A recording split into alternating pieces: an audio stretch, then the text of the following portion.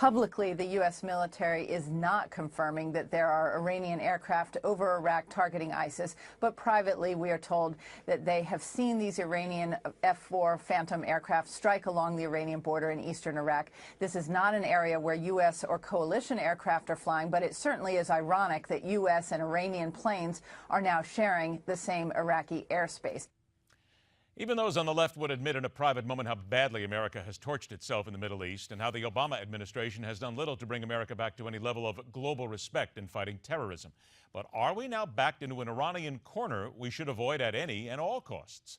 It's a pleasure to welcome back to MidPoint, Professor of Middle East Studies at Florida Atlantic University's Department of Political Science in Boca Raton, Florida, author of a fascinating book, Salafism in Lebanon, which details how we came to the current level of Muslim effect, if you will. Dr. Robert Rabil is here. Dr. Rabil, always, it's a pleasure. To see it's you such again. a pleasure to be here. And I am it's still going. ritual now. It is, but Thank I you. am still going through the book because Thank it is you.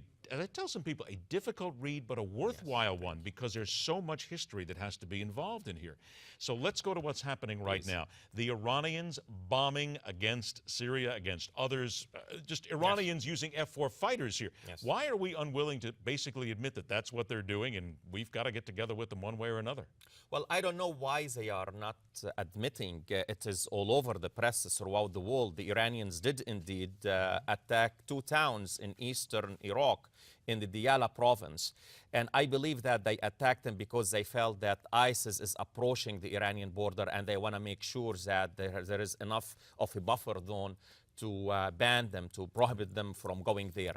Now, regarding us and them, I believe mainly because Iran, it's still a troubling issue. We have no nuclear deal. You have a lot of people against Iran. We have our issues. We don't trust them as well. Suspicion. We have more than issues. We don't trust them. They don't trust us. There's a lot of hate that goes on here. So this is why mainly, probably I think that, don't say anything is better than saying something. So we're at least, so you believe that we're keeping quiet at this point not to exacerbate the situation, not to get into a verbal war with them? No, I think that United States think it's better not to say anything.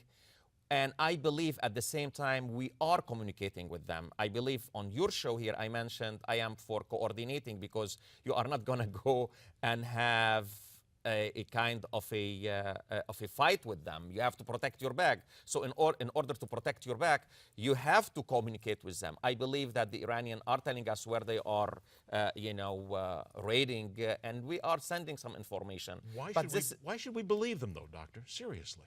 Well, because we are well, it's not about believing. It's about what you see is going on the ground.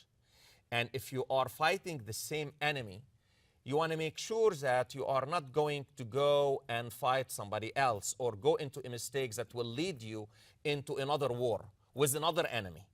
So it's kind of a little bit tricky there. And this is why I believe now, I believe from my own take, this is somehow now what's happening is better. I don't like to see any cooperation, not fighting in the same trenches, no. But I believe that what's happening on the ground requires certain coordination.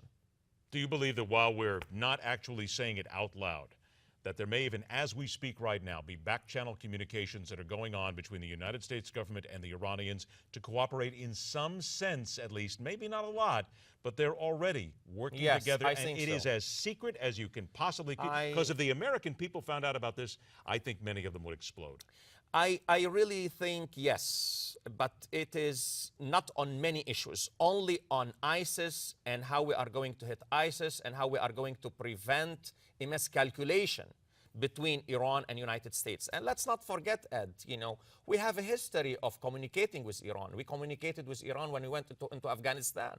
Let's not forget that. We communicated with Iran when we were in Iraq. Let's not forget. But we weren't cooperating with them. Well, we didn't, but we met with them. And when we had the surge, we had a kind of a meeting with all neighborly countries, including Iran, on the ambassadorial level in Iraq.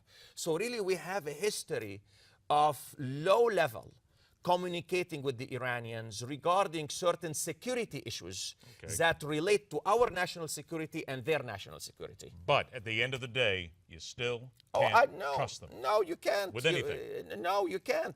But let what's happening on the ground and the facts tell us whether we need to go ahead that route to coordinate with them, yes or no. All right. This is my take myself. Okay, we got more to ISIS do. is too dangerous, Ed. It's That's too on dangerous. the list. Yes. That's on the list. We're Yes. breaking back with Dr. Robert Rabil. We turn to the change of mind about American troops in Afghanistan and the possibility of a new wave of terror aimed at truly innocent Americans. It's coming up right here on MidPoint.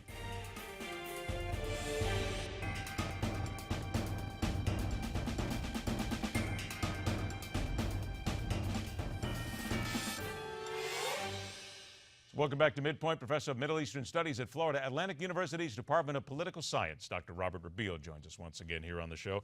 Let's spin to some of the other areas here going on in the Mideast now. Let's talk about Afghanistan a little bit.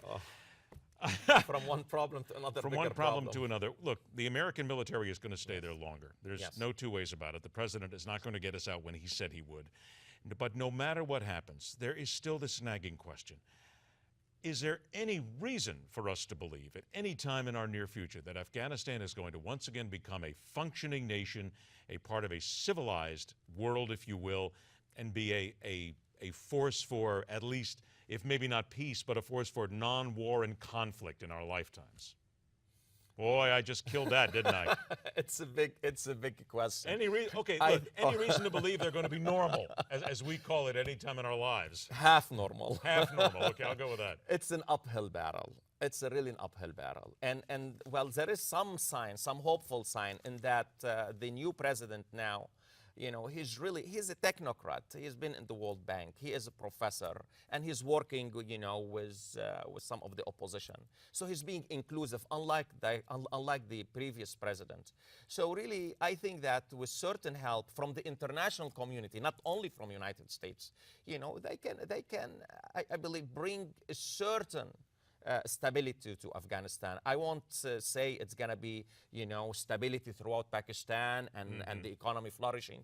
But I believe that, yes, you have a hope to bring certain stability and to reduce, conflict there. So I believe there is hope. And let's not forget, you had a meeting, a conference in London yesterday. And something about it, the Prime Minister of Pakistan, Nawaz Sharif, was there. I think this is extremely important to me. Why? Because the Pakistani have good relation with the Taliban, and they are the one who could really exercise some good influence, if they want to bring some stability to Afghanistan. But John Kerry says he wants to make sure, and that we're committed, and I'm quoting him now, that Afghanistan can never again be used as a safe haven from which terrorists can threaten the international community. I don't know about that. Isn't he fooling himself? I don't know about that. Happen. I don't know about that. Afghanistan has been always really a very conflicted place. Conflicted, for the Russians, for the British throughout its history.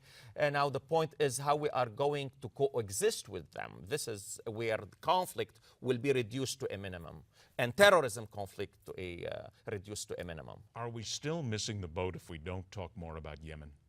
Well, Yemen, what are you doing to me here today? From Afghanistan to Yemen. Yemen is a failed state. Really, Yemen, I'm very terrified about Yemen. You know what's happening in Yemen now? The Houthi Shia, they took over the capital in September. The southern Yemen want to secede, and Al-Qaeda is having a stronghold there. And you have weak central authorities. And this is what we are dealing with. We are dealing really with a failed state, and it has a lot of forces that they are pulling Yemen, in different direction. And I am really concerned about Yemen, indeed. Let's talk about Al-Qaeda here for a moment, because now Al-Qaeda is doing the beheading video, if you will. They are copying what ISIS is doing. Do you have any reason to believe that Al-Qaeda and ISIS are going to get together? They're already together, perhaps, and there will be that real possibility of a massive terrorist power forming there. There is a possibility when it comes to us. Merely, the enemy of my enemy is my friend. Somehow they have it this. I think that you have a possibility that ISIS and Al-Qaeda in the Arabian Peninsula, they're going to come together in fighting United States. Now they are at odds, but they have one main enemy is us. And really, they hate us more than they hate themselves. So there is a possibility that they might come together in fighting us. Until now, I don't see this happening really in operations. I see that some members of Al-Qaeda have left Al-Qaeda to join ISIS. This is what I have been showing. And I've seen also certain solidarity. Of course, I've seen certain solidarity from Al-Qaeda supporting ISIS. I see that. And I hope the day will never come, although I take what you said very seriously, and I'm worried about that. Only 30 seconds left. The Please. woman who was attacked in the UAE by what is called a lone wolf, does this now send a warning sign to us and say that it's not just about the military anymore? Wherever Americans go, there's a target on your back. I believe in certain areas in the Middle East, indeed. Yes, and we have to be paying attention. We have to be careful. Why? Because you have this ideology of radical Islam, and Salafi jihadism is no longer in one place. It's a global, religious, fanatical movement. And it's indeed in United Arab Emirates, in a place where it is considered really a very wealthy, open, and it's a state that is allied to us. But you have, and I don't think, as we were speaking, it's not a lone wolf. There are some people who indoctrinated that lady to go ahead and carry out this terrible, terrible attack against a very innocent woman, against a teacher. Let's remind everybody again, the book is Salafism in Lebanon. It is a brilliant read. You'll learn an awful lot in that. Dr. Rabil, It's always my a pleasure pleasure. to see No, you. It's Happy my holidays. pleasure. We'll And talk happy again. holidays. And We'll MidPoint talk. is back.